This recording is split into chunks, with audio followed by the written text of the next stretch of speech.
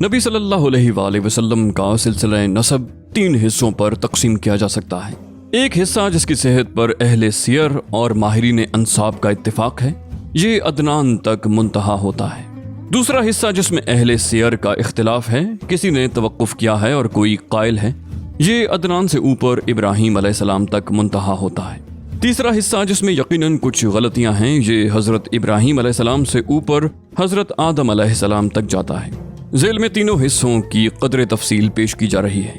پہلا حصہ محمد صلی اللہ علیہ وسلم بن عبداللہ بن عبد المطلب بن ہاشم بن عبد مناف بن قصی بن کلاب بن مرہ بن کعب بن لوئی بن غالب بن فہر بن مالک بن نضر بن کنانہ بن خزیمہ بن مدرکہ بن الیاس بن مدر بن نزار بن معاد بن عدنان، یعنی عدنان بن عد بن حمیسہ بن سلمان بن عوس بن بوز بن قموال بن ابی بن عوام بن ناشد بن حزا بن بلداس بن یدلاف بن طابخ بن جاہم بن ناحش بن ماخی بن عید بن ابقر بن عبید بن دعا بن حمدان بن سمبر بن یسربی بن یحزن بن یلحن بن ارغوا بن عید بن زیشان بن عیسر بن افناد بن ایہام بن مقصر بن ناحث بن زارح بن سمی بن مزی بن عوزہ بن عرام بن قیدار بن اسماعیل بن ابراہیم علیہ السلام۔ تیسرا حصہ حضرت ابراہیم علیہ السلام سے اوپر ابراہیم بن آزر بن ناحور بن ساروخ بن راعو بن فالخ بن عابر بن شالخ بن ارفخشد بن سام بن نوح علیہ السلام بن لامک بن متشلخ بن اخنوخ بن یرد بن مہلائیل بن قینان بن آنوشا بن شیس بن آدم علیہ السلام۔ نبی صلی اللہ علیہ وآلہ وسلم کا خانوادہ اپنے جد اعلیٰ ہاشم بن عبد مناف کی نسبت سے خانوادہ ہاشمی کے نام سے معروف ہے، اس لیے مناسب معلوم ہوتا ہے کہ ہاشم اور ان کے بعد کے بعض افراد کے مختصر حالات پیش کر دیے جائیں۔ نمبر 1، ہاشم۔ جب عبد مناف اور بنو عبد الدار کے درمیان عہدوں کی تقسیم پر مصالحت ہو گئی تو عبد مناف کی اولاد میں ہاشم ہی کو سقایا اور رفادہ یعنی حجاج کرام کو پانی پلانے اور ان کی میزبانی کرنے کا منصب حاصل ہوا۔ ہاشم بڑے معزز اور مالدار تھے۔ یہ پہلے شخص ہیں جنہوں نے مکے میں حاجیوں کو شوربہ روٹی ملا کر کھلانے کا اہتمام کیا۔ ان کا اصل نام عمر تھا، لیکن روٹی توڑ کر شوربے میں ملانے کی وجہ سے ان کو ہاشم کہا جانے لگا، کیونکہ ہاشم کے معنی ہیں توڑنے والا۔ پھر یہی ہاشم وہ آدمی ہیں جنہوں نے قریش کے لیے گرمی اور جاڑے کے 2 سالانہ تجارتی سفروں کی بنیاد رکھی۔ ان کا ایک اہم واقعہ یہ ہے کہ وہ تجارت کے لیے ملک شام تشریف لے گئے۔ راستے میں مدینہ پہنچے تو وہاں قبیلہ بنی نجار کی ایک خاتون سلمہ بنت عمر سے شادی کر لی اور کچھ دن وہیں ٹھہرے رہے۔ پھر بیوی کو حالت حمل میں میکے ہی چھوڑ کر ملک شام روانہ ہو گئے اور وہاں جا کر فلسطین کے شہر غزہ میں انتقال کر گئے۔ ادھر سلمہ کے بطن سے بچہ پیدا ہوا۔ یہ 497 عیسوی کی بات ہے۔ چونکہ بچے کے سر کے بالوں میں سفیدی تھی، اس لیے سلمہ نے اس کا نام شیبہ رکھا اور یثرب میں اپنے میکے ہی کے اندر اس کی پرورش کی۔ آگے چل کر یہی بچہ عبد المطلب کے نام سے مشہور ہوا۔ عرصے تک خاندان ہاشم کے کسی آدمی کو اس کے وجود کا علم نہ ہو سکا۔ ہاشم کے کل 4 بیٹے اور 5 بیٹیاں تھیں، جن کے نام یہ ہیں: اسد، ابو سیفی، نضلہ، عبد المطلب، شفا، خالدہ، ضعیفہ، رقیہ اور جنہ۔ عبد المطلب۔ سقایا اور رفادہ کا منصب ہاشم کے بعد ان کے بھائی مطلب کو ملا۔ یہ بھی اپنی قوم میں بڑی خوبی اور اعزاز کے مالک تھے۔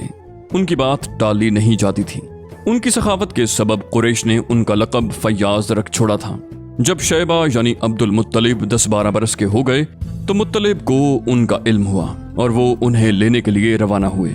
جب یثرب کے قریب پہنچے اور شیبہ پر نظر پڑی تو اشک بار ہو گئے۔ انہیں سینے سے لگا لیا اور پھر اپنی سواری پر پیچھے بٹھا کر مکہ کے لیے روانہ ہو گئے، مگر شیبہ نے ماں کی اجازت کے بغیر جانے سے انکار کر دیا۔ اس لیے مطلب ان کی ماں سے اجازت کے طالب ہوئے، مگر ماں نے اجازت نہ دی۔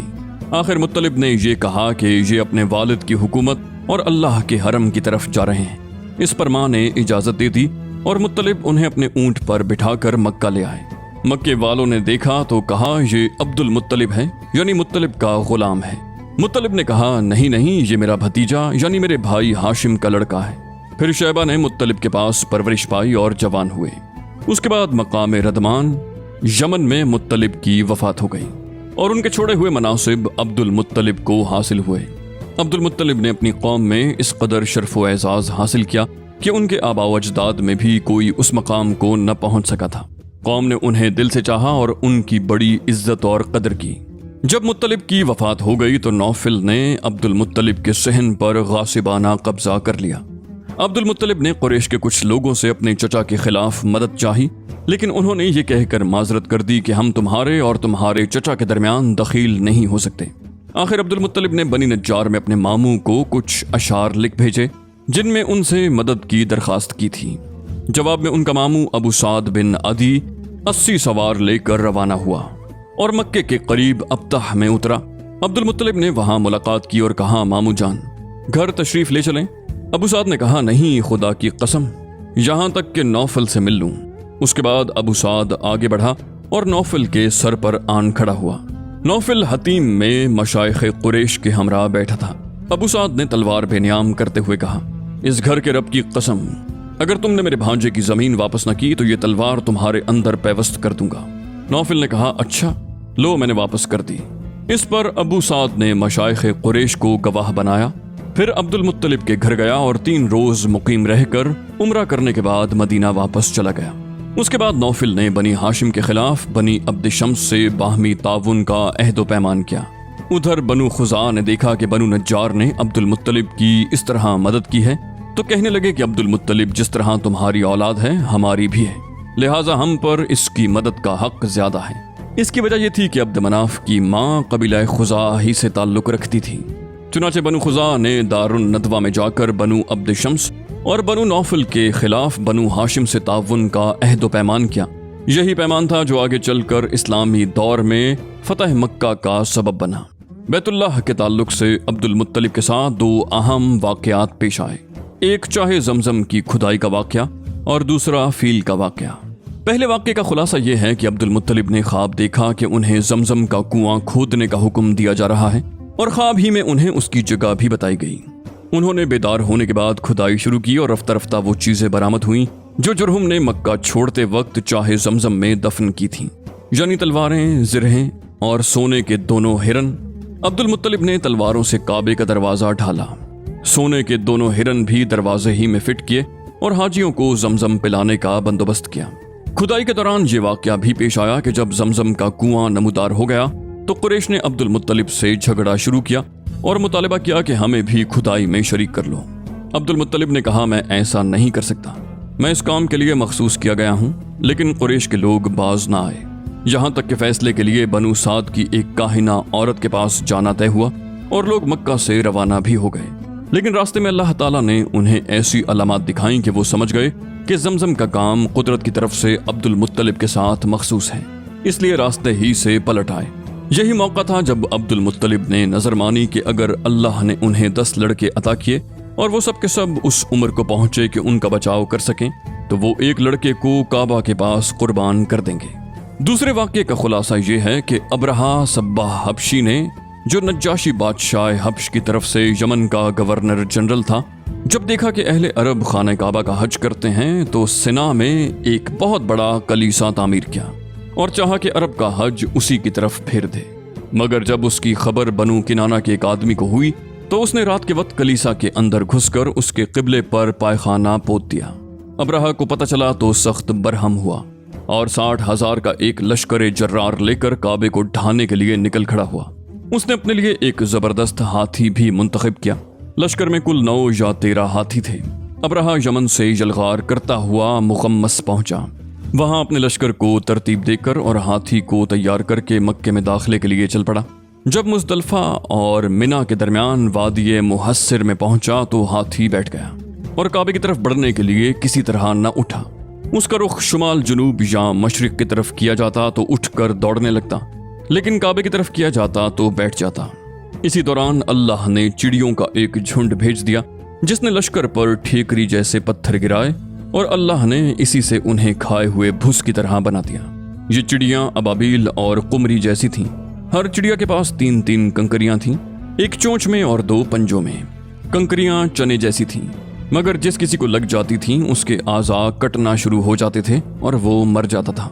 ये कंकरियां हर आदमी को नहीं लगी थीं, लेकिन लश्कर में ऐसी भगदड़ मची कि हर शख्स दूसरे को रौंदता, कुचलता, गिरता पड़ता भाग रहा था। फिर भागने वाले हर राह पर गिर रहे थे और हर चश्मे पर मर रहे थे।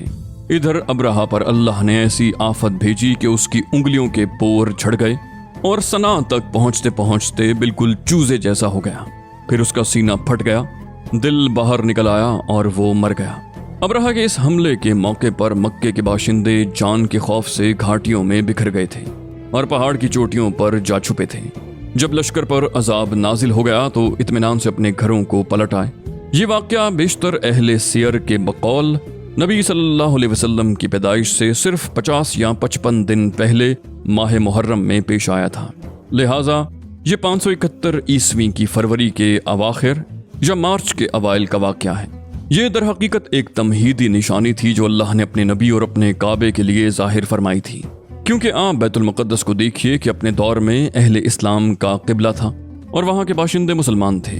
उसके बावजूद उस पर अल्लाह के दुश्मन यानी मुशरिकीन का तसल्लुत हो गया था, जैसा कि बुख्त नसर के हमले और अहले रोमा के कब्जे से जाहिर है। लेकिन इसके बरखिलाफ काबे पर ईसाइयों को तसल्लुत हासिल ना हो सका, हालांकि उस वक्त यही मुसलमान थे और काबे के बाशिंदे मुश्तरक थे। फिर यह वाक़या ऐसे हालात में पेश आया कि इसकी खबर उस वक्त तक मुतमद्दन दुनिया के बेशतर इलाकों यानी रोम और फारिस में आनन फानन पहुंच गई। क्योंकि हबशा का रूमियों से बड़ा गहरा ताल्लुक था और दूसरी तरफ फारसियों की नज़र रूमियों पर बराबर रहती थी और वो रूमियों और उनके हलीफों के साथ पेश आने वाले वाक़यात का बराबर जायजा लेते रहते थे। यही वजह है कि इस वाक़े के बाद अहले फारिस ने निहायत तेजी से यमन पर कब्जा कर लिया। अब चूंकि यही 2 हुकूमतें उस वक्त मुतमद्दन दुनिया के अहम हिस्से की नुमाइंदा थीं, इसलिए इस वाक़े की वजह से दुनिया की निगाहें खाना काबा की तरफ मुतवज्जे हो गईं। उन्हें बैतुल्लाह के शर्फ व अजमत का एक खुला हुआ खुदाई निशान दिखाई पड़ गया और ये बात दिलों में अच्छी तरह बैठ गई कि इस घर को अल्लाह ने तकदीस के लिए मुंतखब किया है। लिहाजा आइंदा यहाँ की आबादी से किसी इंसान का दावा नबूवत के साथ उठना इस वाक़े के तकाजे के ऐन मुताबिक होगा और उस खुदाई हिकमत की तफसीर होगा जो आलम असबाब से बालातर तरीके पर अहले ईमान के खिलाफ मुशरिकीन की मदद में पोशीदा थी। अब्दुल मुत्तलिब के कुल 10 बेटे थे, जिनके नाम ये हैं: हारिस, जुबैर, अबू तालिब, अब्दुल्लाह, हमजा, अबू लहब, गैदाक, मकूम, सफार और अब्बास। बाज ने कहा है कि 11 थे, एक का नाम कुसम था और बाज लोगों ने कहा है कि 13 थे, एक का नाम अब्दुल काबा और एक का नाम हजल था। लेकिन 10 के कायलीन कहते हैं कि मकूम ही का दूसरा नाम अब्दुल काबा और गैदाक का दूसरा नाम हजल था और कसम नाम का कोई शख्स अब्दुल मुत्तलिब की औलाद में न था। अब्दुल मुत्तलिब की बेटियां 6 थीं, नाम ये हैं: उम्मुल हकीम, इनका नाम बैजा है, बर्राह, आतिका, सफिया, अरवा और उमैमा। रसूलुल्लाह सल्लल्लाहु अलैहि वसल्लम के वालिद मोहतरम अब्दुल्लाह, इनकी वालिदा का नाम फातिमा और वो अम्र बिन आइज बिन इमरान बिन मखजूम बिन यकजा बिन मर्राह की साहबजादी थी। अब्दुल मुत्तलिब की औलाद में अब्दुल्लाह सबसे ज्यादा खूबसूरत, पाक दामन और चहीते थे और ज़बीह कहलाते थे। ज़बीह कहलाने की वजह यह थी कि जब अब्दुल मुत्तलिब के लड़कों की तादाद पूरी 10 हो गई और वो बचाव करने के लायक हो गए तो अब्दुल मुत्तलिब ने उन्हें अपनी नज़र से आगाह किया। सब ने बात मान ली। उसके बाद अब्दुल मुत्तलिब ने किस्मत के तीरों पर उन सब के नाम लिखे और हुबुल के क़ियम के हवाले किए। क़ियम ने तीरों को गर्दिश देकर कुर्रा निकाला तो अब्दुल्लाह का नाम निकला। अब्दुल मुत्तलिब ने अब्दुल्लाह का हाथ पकड़ा, छुरी ली और ज़िबाह करने के लिए खाना काबा के पास ले गए। लेकिन कुरैश और खुसूसन अब्दुल्लाह के ननियाल वाले यानी बनु मखजूम और अब्दुल्लाह के भाई अबू तालिब आड़े आए। अब्दुल मुत्तलिब ने कहा, तब मैं अपनी नज़र का क्या करूं? उन्होंने मशवरा दिया कि वो किसी खातून अर्राफा के पास जाकर हल दरियाफ्त करें। अब्दुल मुत्तलिब एक अर्राफा के पास गए। उसने कहा कि अब्दुल्लाह और 10 ऊँटों के दरमियान कुर्रा अंदाजी करें। अगर अब्दुल्लाह के नाम कुर्रा निकले तो मजीद 10 ऊँट बढ़ा दें। इस तरह ऊँट बढ़ाते जाएं और कुर्रा अंदाजी करते जाएं यहाँ तक कि अल्लाह राजी हो जाए। फिर ऊँटों के नाम कुर्रा निकल आए तो उन्हें ज़िबाह कर दें। अब्दुल मुत्तलिब ने वापस आकर अब्दुल्लाह और 10 ऊँटों के दरमियान कुर्रा अंदाजी की, मगर कुर्रा अब्दुल्लाह के नाम का निकला। उसके बाद वो 10-10 ऊँट बढ़ाते गए और कुर्रा अंदाजी करते गए, मगर कुर्रा अब्दुल्लाह के नाम ही निकलता रहा। जब 100 ऊँट पूरे हो गए तो कुर्रा ऊँटों के नाम निकला। अब अब्दुल मुत्तलिब ने उन्हें अब्दुल्लाह के बदले ज़िबाह किया और वहीं छोड़ दिया। किसी इंसान या दरिंदे के लिए कोई रुकावट न थी। इस वाक़े से पहले कुरैश और अरब में खून बहा की मिक़दार 10 ऊँट थी, मगर इस वाक़े के बाद 100 ऊँट कर दी गई। इस्लाम ने भी इस मिक़दार को बरकरार रखा। नबी सल्लल्लाहु अलैहि वसल्लम से आपका ये इरशाद मरवी है कि मैं 2 ज़बीह की औलाद हूँ, एक हज़रत इस्माईल अलैहिस्सलाम और दूसरे आपके वालिद अब्दुल्लाह। अब्दुल मुत्तलिब ने अपने साहिबजादे अब्दुल्लाह की शादी के लिए हज़रत आमिना का इंतखाब किया, जो वहब बिन अब्द मनाफ बिन ज़हरा बिन किलाब की साहबजादी थीं और नसब और रुतबे के लिहाज से कुरैश की अफजल तरीन खातून शुमार होती थीं। उनके वालिद नसब और शर्फ दोनों हैसियत से बनु ज़हरा के सरदार थे। वो मक्के ही में रुखसत होकर हज़रत अब्दुल्लाह के पास आईं, मगर थोड़े अरसे बाद अब्दुल्लाह को अब्दुल मुत्तलिब ने खजूर लाने के लिए मदीना भेजा और वो वहीं इंतकाल कर गए। बाज़ अहले सियर कहते हैं कि वो तिजारत के लिए मुल्क शाम तशरीफ़ ले गए थे। कुरैश के काफिले के हमरा वापस आते हुए बीमार होकर मदीना उतरे और वहीं इंतकाल कर गए। तदफीन नाबगा जादी के मकान में हुई। उस वक्त उनकी उम्र 25 बरस की थी। अक्सर मौरखीन के बकौल अभी रसूलुल्लाह सल्लल्लाहु अलैहि वसल्लम पैदा नहीं हुए थे। अलबत्ता बाज़ अहले सियर कहते हैं कि आप अलैहिस्सलाम की पैदाइश उनकी वफात से 2 माह पहले हो चुकी थी। जब उनकी वफात की खबर मक्का पहुंची तो हज़रत आमिना ने निहायत दर्दंगेज मरसिया कहा, जो कुछ इस तरह था। बतहा की आगोश हाशिम के साहबजादे से खाली हो गई। वो बांगो खरोश के दरमियान एक लहद में आसूदा ख्वाब हो गया। उसे मौत ने एक पुकार लगाई और उसने लब्बैक कह दिया। अब मौत ने लोगों में इब्ने हाशिम जैसा कोई इंसान नहीं छोड़ा।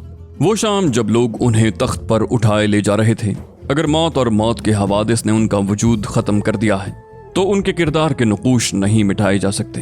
वो बड़े दाना और रहम दिल थे। अब्दुल्लाह का कुल तरका ये था: 5 ऊँट, बकरियों का 1 रेवड़, 1 हबशी लौंडी जिसका नाम बरकत था और कुन्नियत उम्मे एमन थी। यही उम्मे एमन हैं जिन्होंने रसूलुल्लाह सल्लल्लाहु अलैहि वसल्लम को गोद खिलाया था।